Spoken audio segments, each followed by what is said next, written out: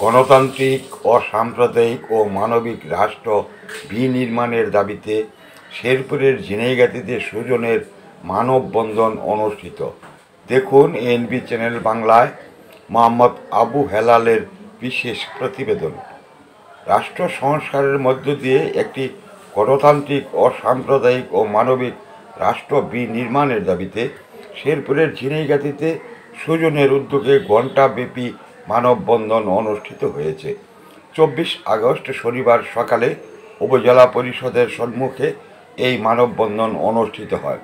সুজনের উপজেলা শাখার সভাপতি মোহাম্মদ রেজাউল করিমের সভাপতিত্বে 27 দফা দাবি আদায়ে এই মানববন্ধনে সংগঠনের সম্পাদক মেহেদী হাসান হালিম, প্রভাষক আবু বকর সিদ্দিক, হারুনুর রশিদ, মোবারক হোসেন, শাহীন তালুকদার প্রমুখ বক্তব্য রাখেন। এ সময় সুজন উপজেলা কমিটির সর্বস্তরের সদস্যরা অংশগ্রহণ করেন। মানববন্ধন শেষে উপজেলা পরিষদের সম্মুখ সহ বাজারের বিভিন্ন দোকানপাট ও পথচারীদের মাঝে লিফলেট বিতরণ করা হয়েছে। খবর এএনবি নিউজ, ঝিনাইগাতী, শেরপুর।